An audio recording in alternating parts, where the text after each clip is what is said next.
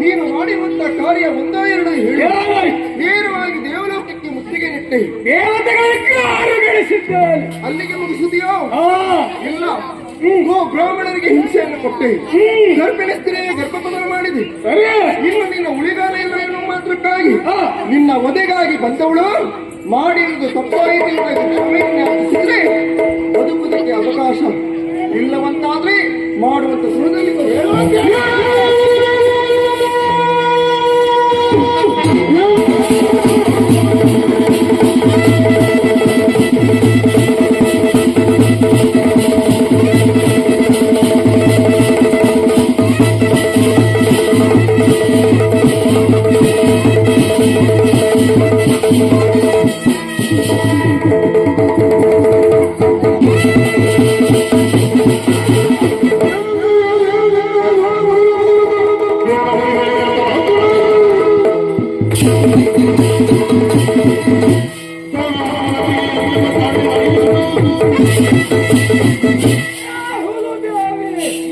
ನನ್ನನ್ನು ತಡೆಯುವಂತ ವೀರನ ಯಾರಿಲ್ಲ.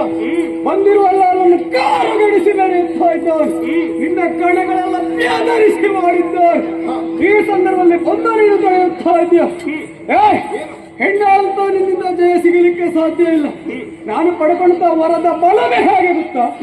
ಅಯ್ಯೋ ನಿಜೆಯಿಂದ ವರ ಎನ್ನುವಂತ ಆಚರಣೆಯಿಂದ ಪಡ್ಕೊಂಡ ವರಬಲನೆ. ಹೇಗೆ ವರ ಕೊಟ್ಟವರು ಯಾರು? ಬ್ರಹ್ಮದೇವನೇ ವರಪಟ್ಟಿದ್ದು. ಬ್ರಹ್ಮ ನನ್ನ ಆಧೀನ ವಿನಃ ಬ್ರಹ್ಮನ ಆಧೀನ ನಾನೆಲ್ಲ ತಿಳಿಯುತ್ತ ನಿನಗೆ. ವರ ನಿನ್ನ ಆಧೀನ ಏನು ಅಲ್ಲ. ಅವನಿನ್ನ ಕೊರೆಯುವಂತ ಮಾತೇ ನಾನು.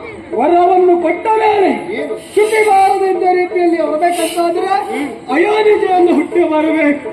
ಅದು ಯಾವಾಗ ಅಸಾಧ್ಯವೋ ನನಗೆ ಮರಣ ಎನ್ನುವುದು ಅಸಾಧ್ಯ ಎನ್ನುವುದು ಹೊರ ಪಡೆದುಕೊಂಡವರಿದ್ದೇನೆ. ಒಳ್ಳೆ ಮಾತಿನಿಂದ ಹೇಳ್ತಾ ಇದ್ದೀನಿ. ಬಂದ ಹಾಗೆ ಮಾಡ್ತೀಯ ಹಿಂದೆ ಹೋಗ್ಲಿಕ್ಕೆ ಬಂದವಳಲ್ಲ. ಮತ್ತೆ ಅಂತ್ಯವನ್ನು ಕಾಣ್ತೇನೆ ಬಾಬುತಿ.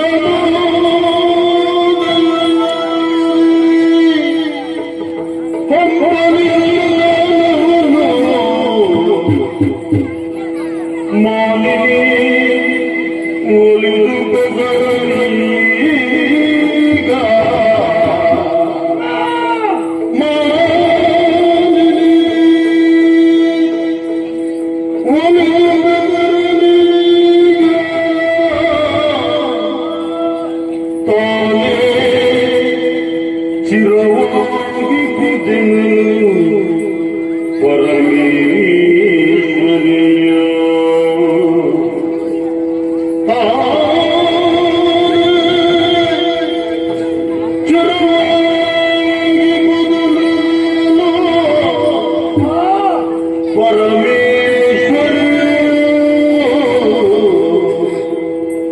ಜ್ಞಾನೋದಯ ಅಂಬಲಿಸುತ್ತ ದಾನೋ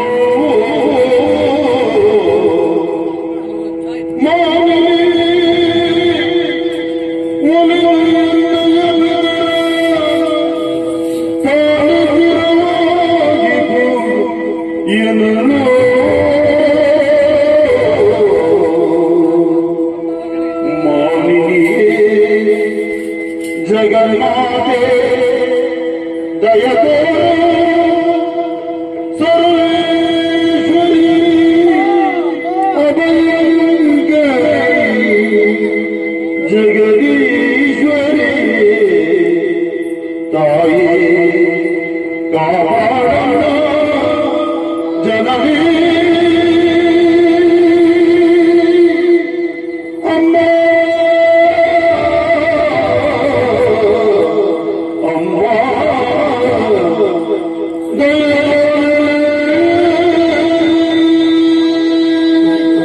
ಎಷ್ಟೋ ದಿನ ಕಳೆದು ಹೋಯಿತು. ಯುದ್ಧದಲ್ಲಿ ಸಾಲನ್ನು ಕಾಣುತ್ತಾ ಇದ್ದೇನೆ. ಇನ್ನುವಾಗ ಮಹಾದಿವ್ಯ ಶಕ್ತಿ ಇದೆ ಎನ್ನುವುದಕ್ಕಾಗಿ ಅನುಮಾನವೇ ಇಲ್ಲ. ಅಮ್ಮ ಅಮ್ಮ, ಕ್ಷಮೆ ಅಪರಾಧವಾಗಿ ಹೋಯ್ತಾಯಿ. ನಿಮ್ಮದಾಗಿರುವಂತ ಅರ್ಹತೆಯನ್ನು ತಿಳಿಯದೆ ಇದಕ್ಕಾಗಿ ನಿಂತೆ ಯುದ್ಧದಲ್ಲಿ ಸಾಲನ್ನು ಕಾಣುತ್ತಾ ಇದ್ದೇನೆ. ಅಮ್ಮ, ನನ್ನನ್ನು ಹರಸಬೇಕಮ್ಮ.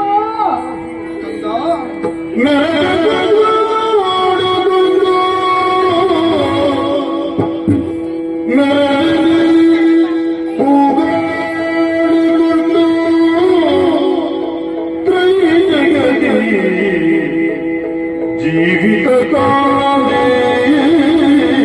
ಜೀವಿತದ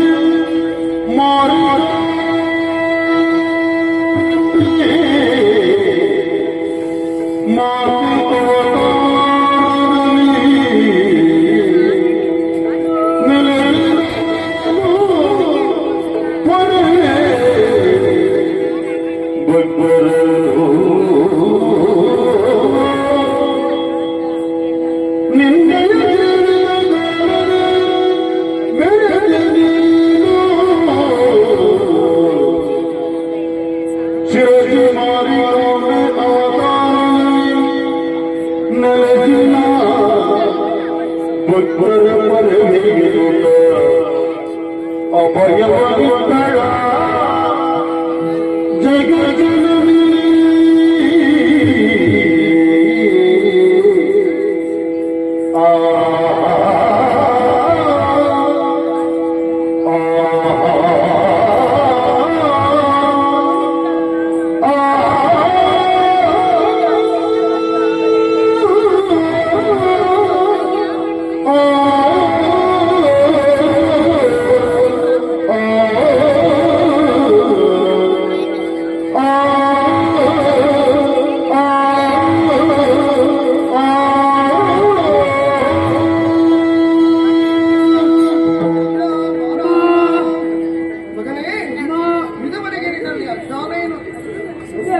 ಈಗ ಹಾಗಲ್ಲ ಮಗನೇ.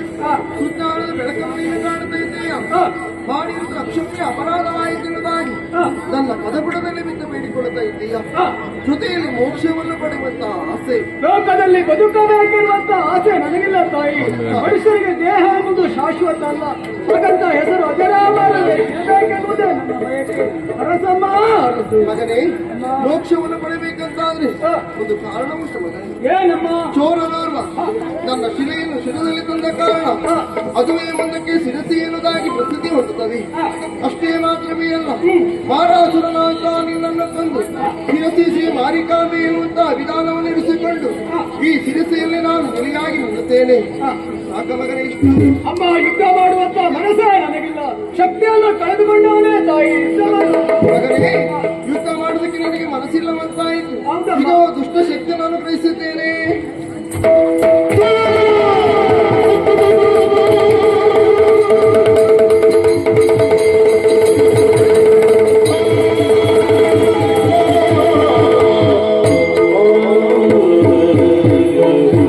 ಜಯ ಜಯ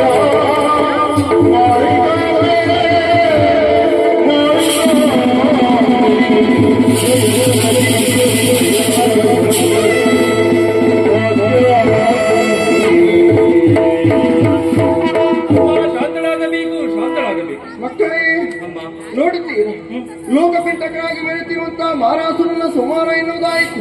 ಇನ್ನು ಮುಂದಕ್ಕೆ ಈ ಶಿರಸಿ ಕ್ಷೇತ್ರದಲ್ಲಿ ಶಿರಸಿ ಶ್ರೀ ಮಾರಿಕಾಂಬೆ ಎನ್ನುವಂತಹ ವಿಧಾನವನ್ನು ನಡೆಸಿಕೊಂಡು ಈ ಶಿರಸಿಯಲ್ಲಿ ನಾನು ನೆಲೆಯಾಗಿ ನಿಲ್ಲುವುದರ ಜೊತೆಯಲ್ಲಿ ಸಕಲ ಜೀವರಾಶಿಗಳನ್ನು ಪಡೆಯುವಂತ ಇಷ್ಟಾರ್ಥ ಶಕ್ತಿ ನಾನಾಗುತ್ತೇನೆ.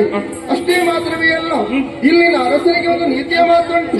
ಶ್ರದ್ಧೆ ಭಕ್ತಿಯಿಂದ ಈ ರಾಜ್ಯವನ್ನು ನೀನು ಆಳಿಕೊಂಡು ಬಂದೆಯಂತಾದ್ರೆ ಇಲ್ಲಿ ಅನೇಕ ದೇವರುಗಳಿದ್ದಾವೆ.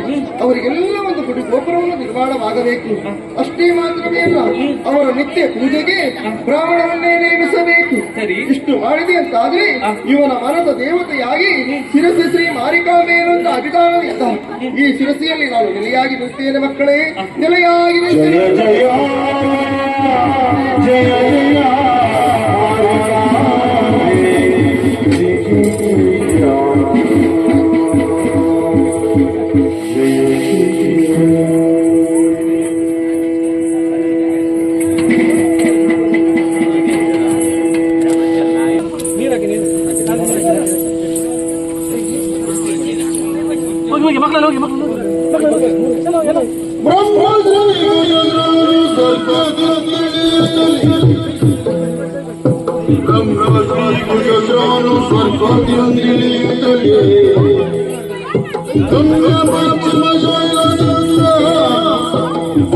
ಪಶ್ಚಿಮ